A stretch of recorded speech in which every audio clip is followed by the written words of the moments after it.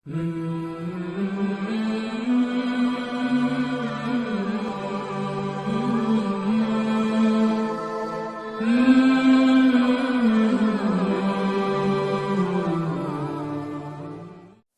بالله من الشيطان الرجيم. بسم الله الرحمن الرحيم. السلام عليكم ورحمة الله وبركاته. إن الحمد لله نحمده ونستعينه ونستغفره ونعوذ بالله من شرور أنفسنا ومن سيئات أعمالنا. من يهده الله فلا مضل له ومن يضلله فلا هادي له. أشهد أن لا إله إلا الله وحده لا شريك له وأشهد أن محمدا عبده ورسوله لا نبي بعده. Ma'asyiral muslimin rahimakumullah. Sidang salat maghrib Masjid At-Thayyibah yang dimuliakan Allah. Hari ini saya akan mencoba menyampaikan sebuah tema tentang neraka. Dua pertemuan yang lalu saya sudah uraikan tentang kenikmatan surga. Agar seimbang, kita harus memahami keduanya. Adapun materi yang akan saya bawakan berdasarkan dalil Al-Quran dan hadis. Sebagaimana kita ketahui bersama bahwa kenikmatan surga yang pernah saya sampaikan adalah untuk motivasi kita dalam beribadah. Begitupun demikian, pada saat kita dikabarkan oleh Allah dalam Al-Quran ataupun Rasulullah menyampaikan tentang neraka, artinya Allah berkeinginan agar kita menjadi faham bagaimana susahnya hidup di neraka. Dan bagaimana kita tahu bahwa nanti di neraka kita akan abadi dibandingkan dengan kehidupan dunia yang sebentar. Susahnya kita di neraka dikhabarkan dalam Al-Quran maupun hadis itu agar kita menjadi motivasi untuk beribadah dengan sebaik-baiknya, sesuai dengan tuntunan Allah dan Rasulnya. Allah Subhanahu wa taala berfirman, A'udzu billahi minasyaitonir rajim. Fa iza ja'atis tammatul kubra. Maka apabila malapetaka yang besar, ini malapetaka besar diartikan sebagai kiamat telah datang. Kita sering baca ayat ini di surat An-Nazi'at, surat nomor 79 ayatnya 34. Yauma yatazakkarul insanu ma sa'a.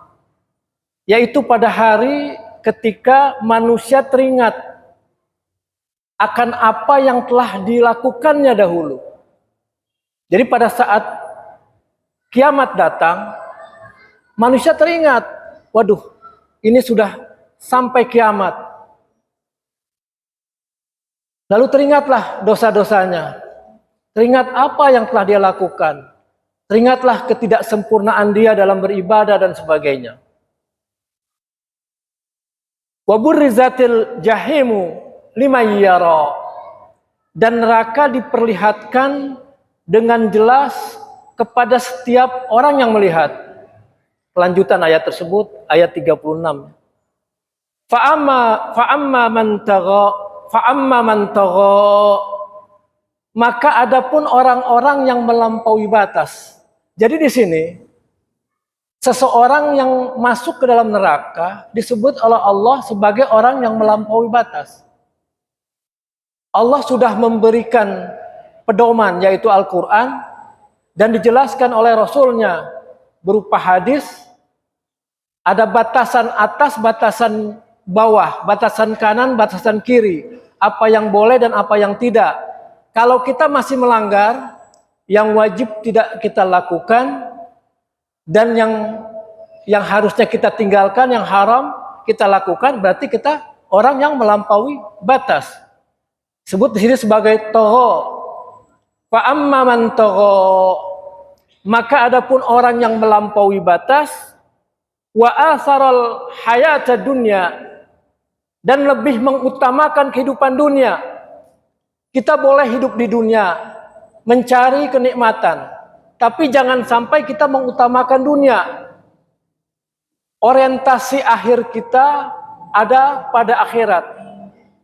Apapun yang kita lakukan di dunia, akhirnya adalah akhirat. Ada sesuatu yang tidak baik, kita tinggalkan. Ada yang baik, kita lakukan. Wa atharal hayata dunya, dan lebih mengutamakan kehidupan dunia. Fa innal jahim, ya, fa innal jahima hiyal ma'wa, maka sungguh nerakalah tempat tinggalnya. Terakhir ayat 39. Ma'asyiral muslimin rahimakumullah. Ayat ini dengan jelas, kalau kita ingin masuk surga, terhindar dari neraka, maka kita jangan menjadi orang yang melampaui batas. Makan tidak berlebih, minum tidak berlebih, dan sebagainya. Jadi hal-hal yang melampaui batas itu adalah hal yang buruk.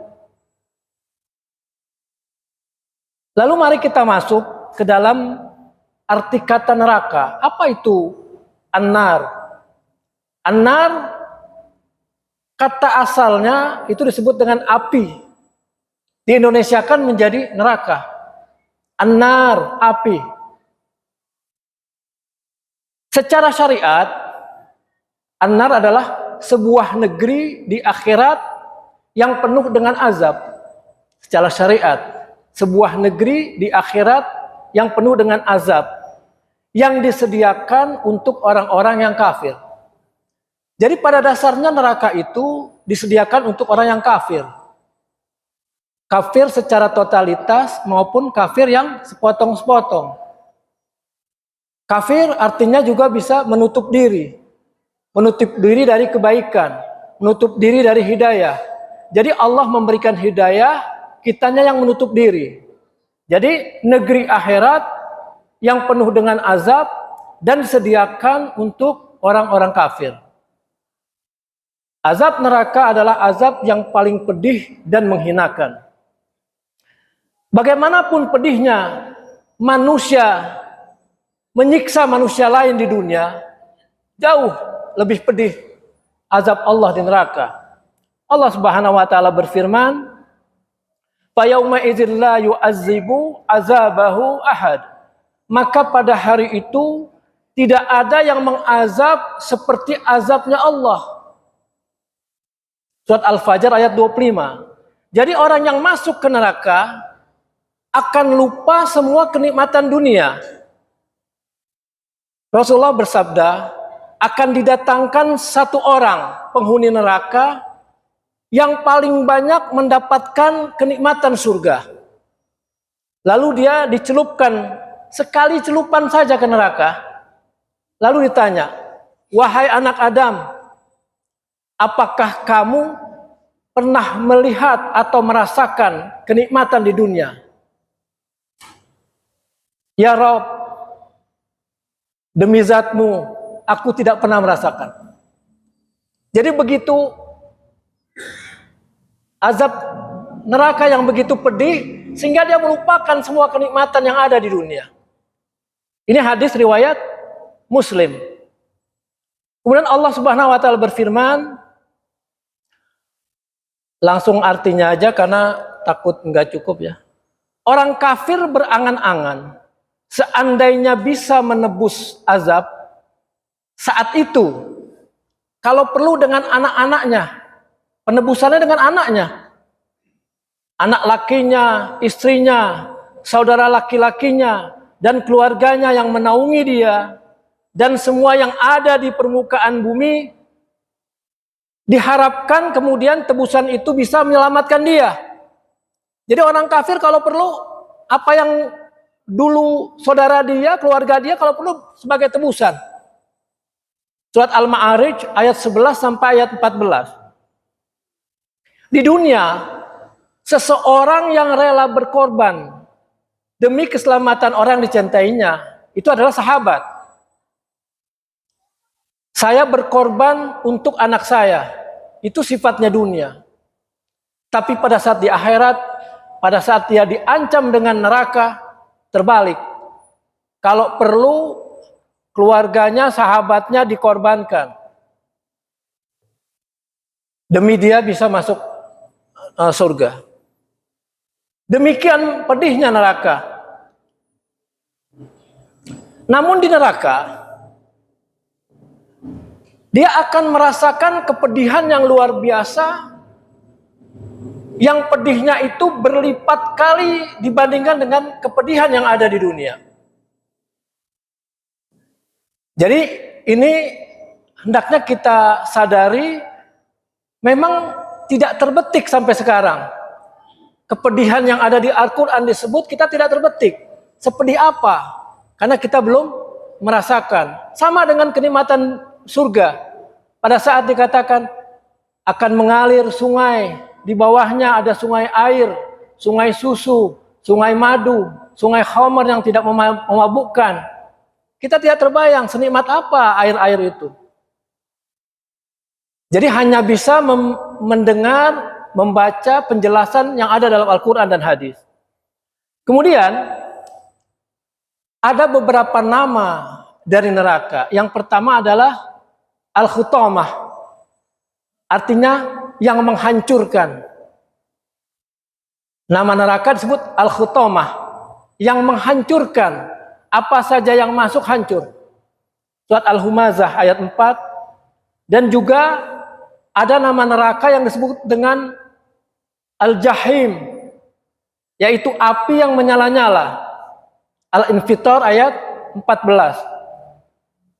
Lalu juga ada nama neraka Saqar. Lihat di surat Al-Mudassir.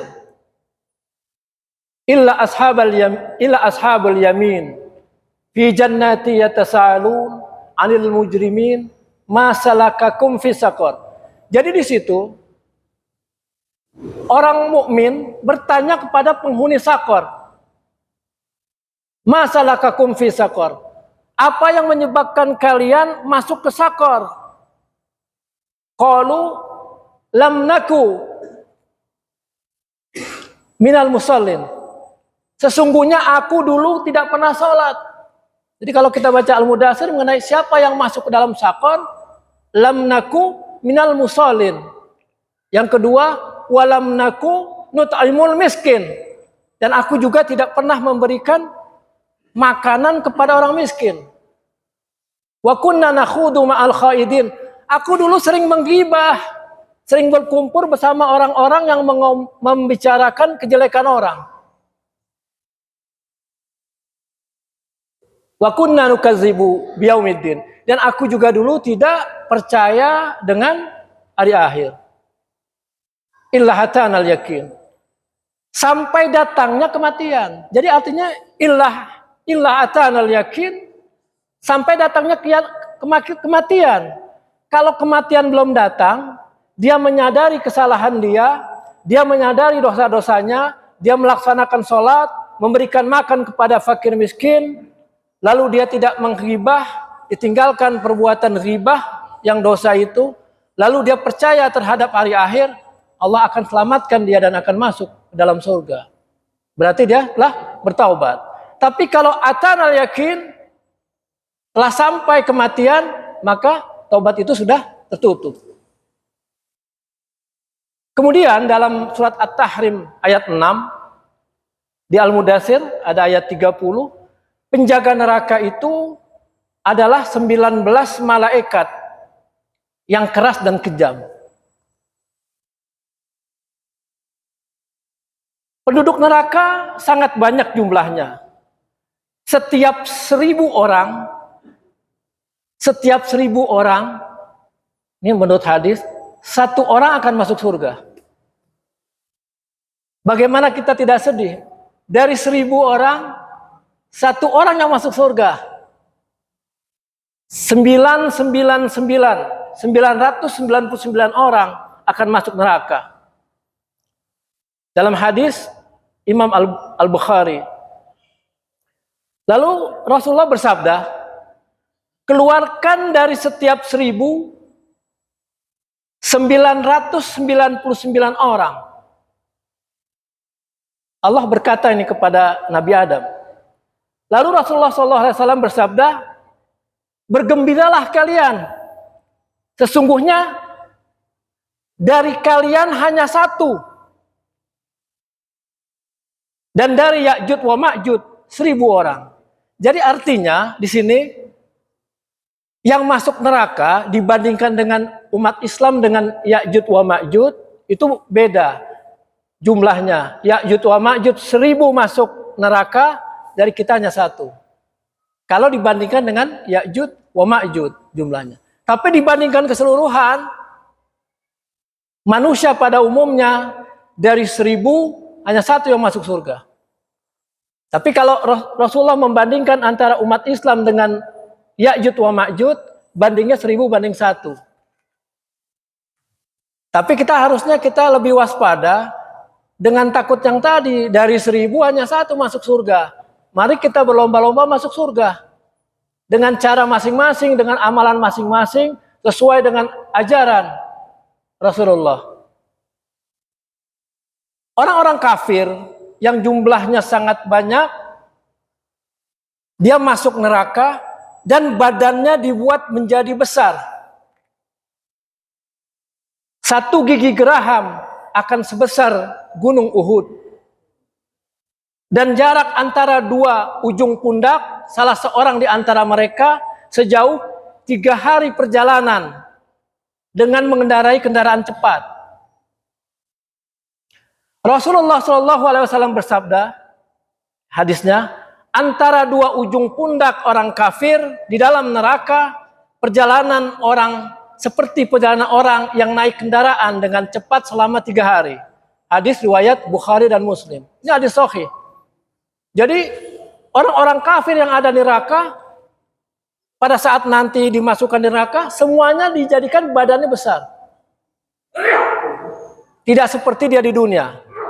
Karena memang kalau dilihat manusia pada eranya Nabi Adam itu besar-besar. Nabi Nuh semakin lama semakin kecil. Terakhir masa Nabi Muhammad kita hanya segini kita. Badan kita. Di sini mungkin dalam hikmah dari hadis ini semua akan dibuat sama. Akan dibuat sama. Sungguhnya tebal kulit orang kafir 42 hasta. Kulitnya aja tebalnya 42 hasta. Dan satu gigi geraham, ini diulang lagi dalam hadis lainnya, dia seperti gunung Uhud. Dan sesungguhnya tempat duduk dia di Jahanam seperti antara jarak Mekah dengan Madinah. Jadi begitu besarnya tempat duduknya aja satu orang itu antara kota Madinah dan kota Mekah. Hadis sahih riwayat Tirmizi. Ada catatan nih, saya beri catatan. 42 hasta kurang lebih 19 meter. Kata dia. Dan jarak dari Mekah ke Madinah 450 km. Jadi begitu besarnya tempat duduk satu orang di neraka. Jumlah penghuni neraka yang sangat banyak dengan ukuran tubuh yang masing-masing besar itu menunjukkan bahwa neraka sangat besar. Meskipun demikian, masih aja tempat tersisa. Kalau ada yang akan dimasukkan ke dalam surga, ke dalam neraka, maaf. Allah bertanya kepada neraka. Pada hari di mana kami berkata kepada Jahannam, yauma naqulu li Jahannam halim tala'ati wa taqulu hal min marid. Pada hari di mana kami berkata kepada Jahannam, apakah kamu sudah penuh? Dan Jahannam berkata, apakah masih ada tambahan? Ayo, masuk lagi. Ini surat Qaf ayat 30. Allah tanya, ya Jahannam, apakah kamu sudah penuh? Orang masuk terus. Jahanamnya malah nanya, masih ada tambahan? Lalu dalam sebuah hadis, Rasulullah SAW bersabda, ini hadisnya ya tadi Al-Qur'annya, senantiasa jahanam berkata, apakah masih ada tambahan? Tapi ini yang membahagiakan. Sampai Rabbul Izzah, di sini Rabbul Izzah artinya Allah, meletakkan telapak kakinya di neraka, kemudian barulah neraka berkata, cukup, cukup demi keperkasaanmu. Jadi dalam hadis akhirnya neraka berhenti meminta orang untuk dimasukkan kepada dia. Setelah Allah, ini dalam hadis kita nggak usah bayangkan seperti apa, terima aja. Setelah Allah meletakkan telapak kakinya di neraka, baru neraka diam, tidak meminta orang lagi. Maka mereka pun saling melipat sebagian ke bagian yang lain. Jadi artinya kalau neraka sebesar ini, mereka menutup luasannya. Hadis riwayat Bukhari, ini hadis sahih. Di antara yang menunjukkan besarnya neraka, suatu hari para sahabat Rasulullah sedang bersama Rasulullah. Tiba-tiba mereka mendengar suara sesuatu jatuh berdentum. Lalu Nabi bertanya, wahai sahabat, tahukah kalian apa ini? Maksudnya suara apa ini? Mereka menjawab, Allah dan Rasulnya yang tahu. Lalu Rasulullah bersabda, ini adalah sebuah batu yang telah dilempar ke dalam neraka semenjak 70 tahun yang lalu. Maka dia jatuh melesat ke dalam neraka sehingga baru sekarang sampai ke dasarnya. 70 tahun dilempar, jatuhnya berikutnya. Jadi pada saat Nabi sedang bersama sahabat, terdengar dentuman. Itulah yang 70 tahun lalu dilempar batu, sampainya baru sekarang. Hadis riwayat Muslim. Kemudian, di antara yang menunjukkan besarnya neraka bahwa 4,9 miliar malaikat akan menyeret neraka jahanam pada hari kiamat. Jadi neraka itu dipertontonkan. Kan dia ada ayat, wa burizatil jahim lima yara. Ditarik oleh malaikat sehingga di padang mahsyar kita melihat 4,9 miliar malaikat.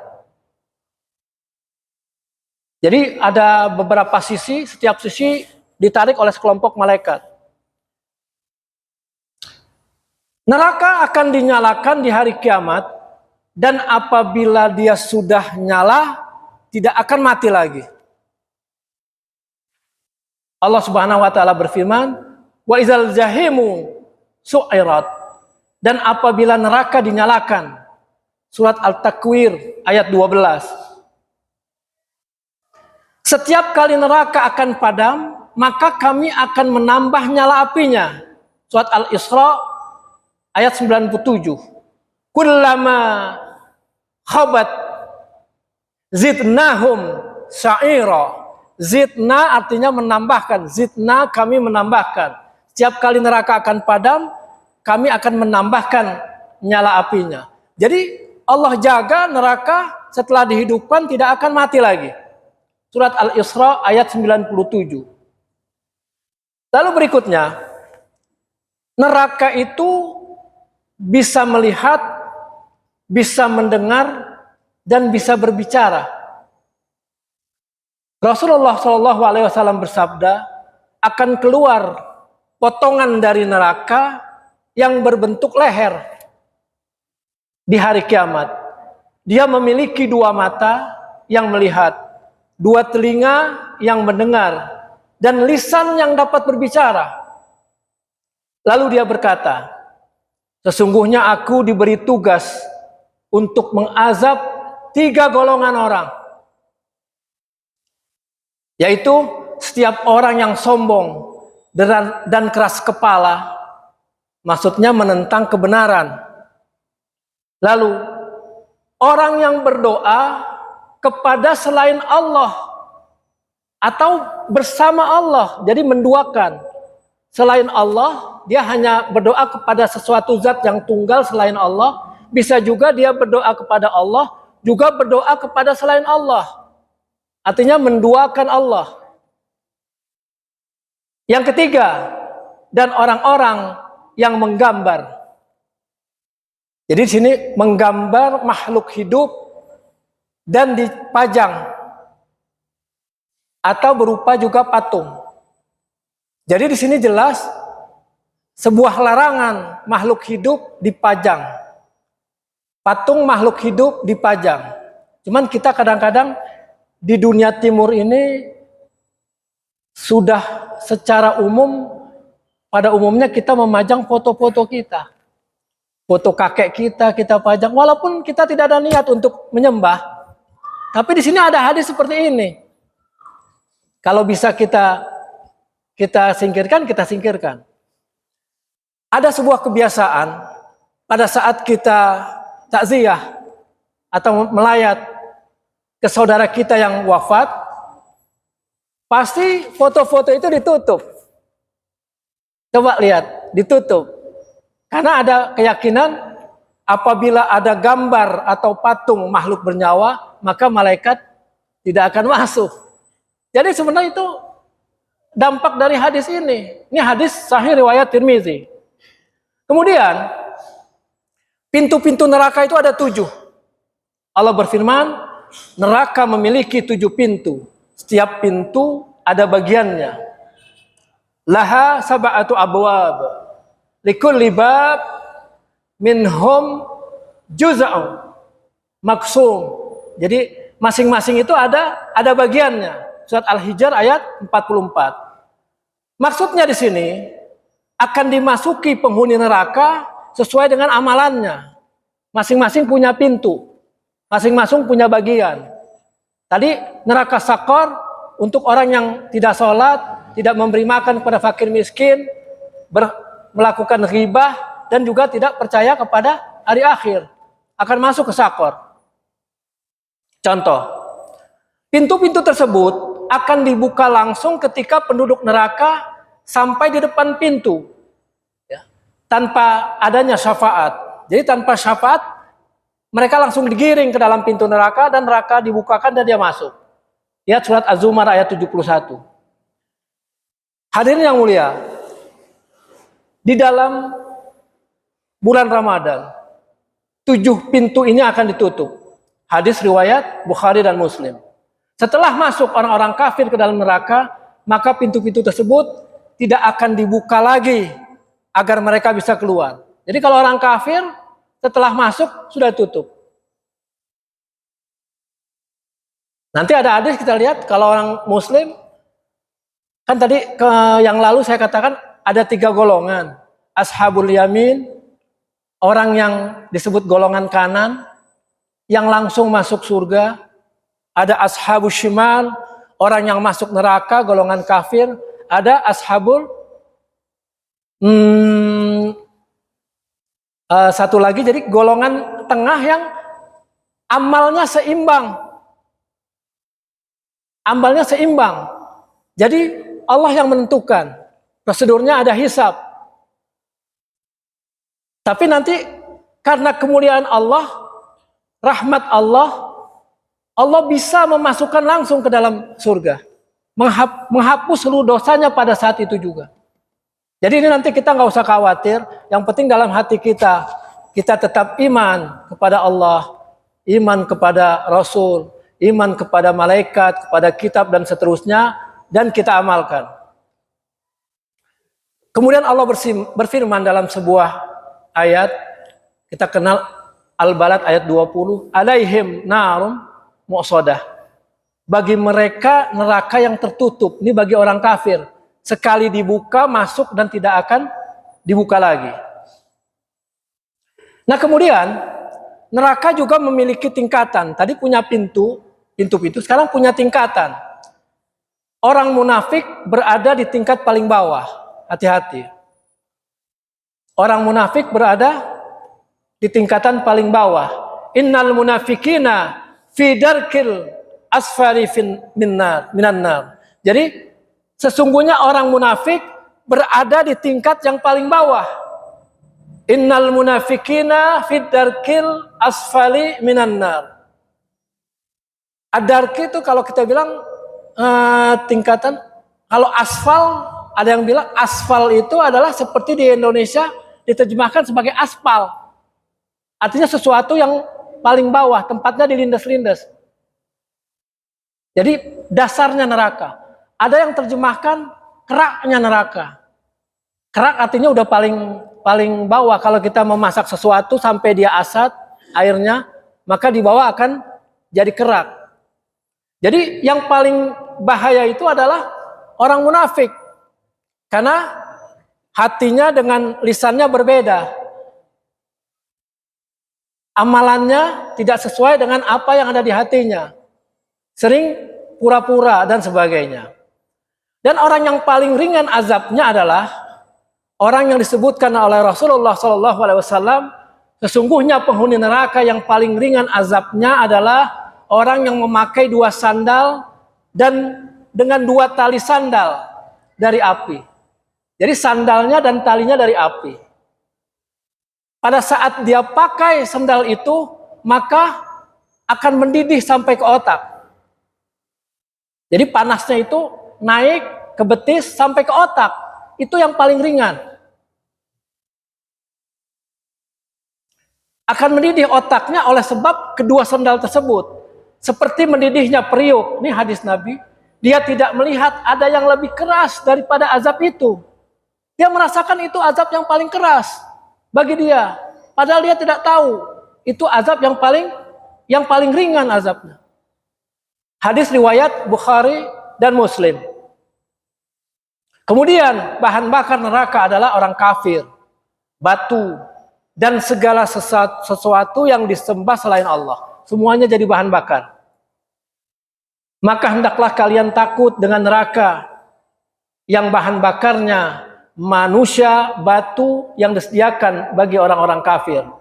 Fa illam taf'alu wa lan taf'alu fatakun narul lati waquduhan nas wal hijarah uiddat lil kafirin. Maka hendaklah kalian takut dengan neraka yang bahan bakarnya adalah manusia dan batu yang disediakan bagi orang kafir. Surat Al-Baqarah ayat 24. Lalu di ayat lainnya Allah berfirman, sesungguhnya kalian dan apa yang kalian sembah selain Allah adalah bahan bakar jahanam. Kalian pasti memasukinya. Al-Anbiya ayat 98.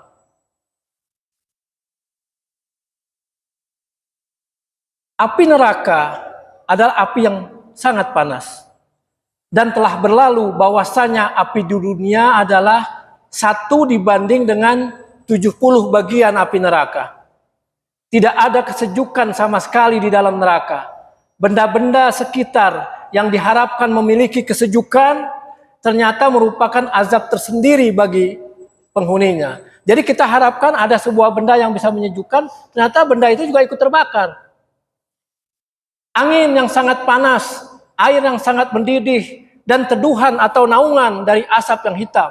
Allah berfirman,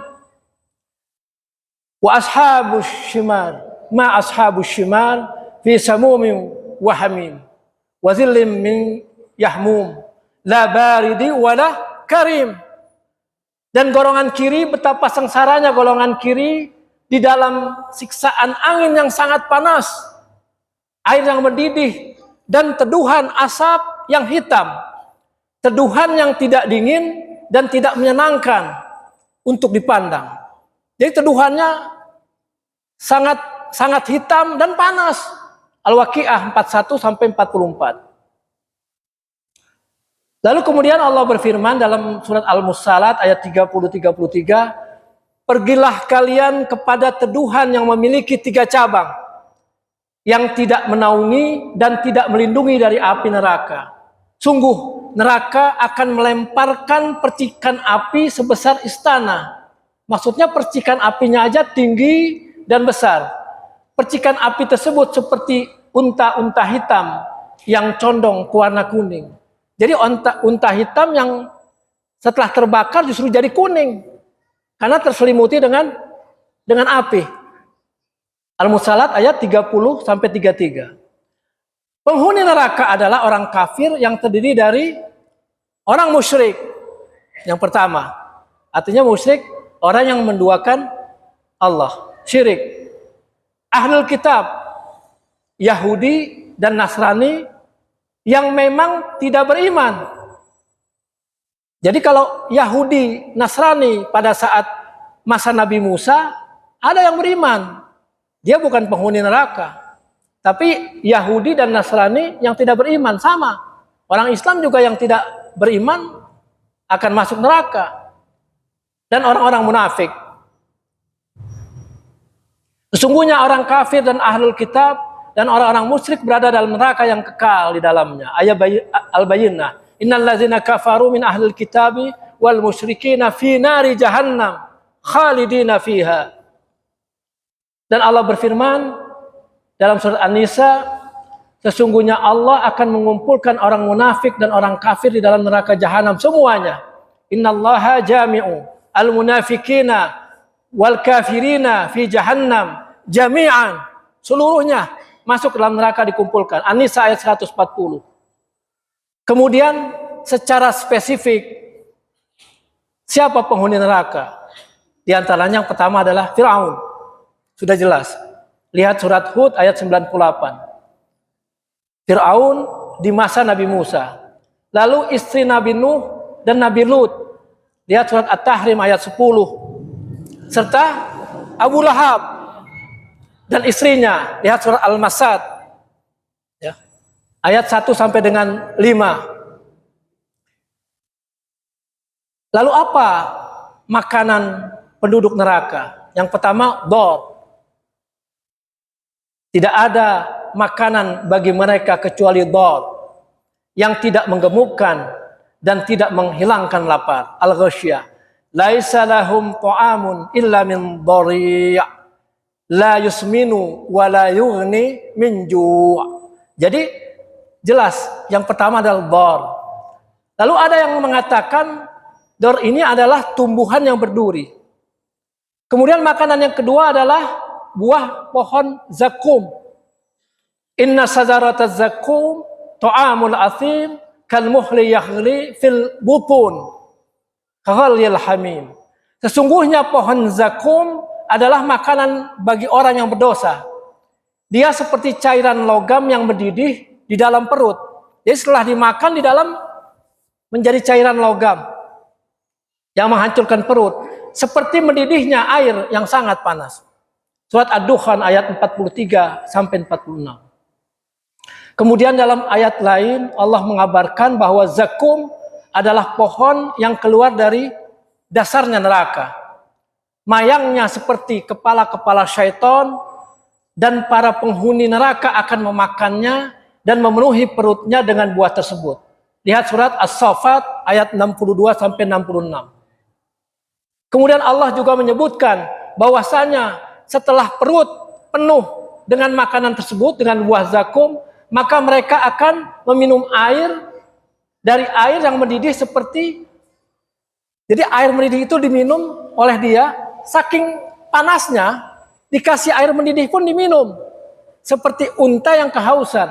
Al-Waqi'ah ayat 51 sampai 55. Lalu yang terakhir dalam surat Al-Kahfi disebutkan, ayat 29, bahwa setiap kali mereka meminta air minum, maka mereka akan diberi air minum seperti cairan logam yang mendidih, yang akan menghanguskan wajah mereka. Jadi minuman air logam mendekati mulut pada saat ingin diminum, karena dia merasa ini lebih sejuk daripada api neraka, maka langsung wajahnya akan hangus. Ketika air itu mendekat mulutnya. Dan ketika meminumnya, maka air panas tersebut akan memotong-motong usus mereka.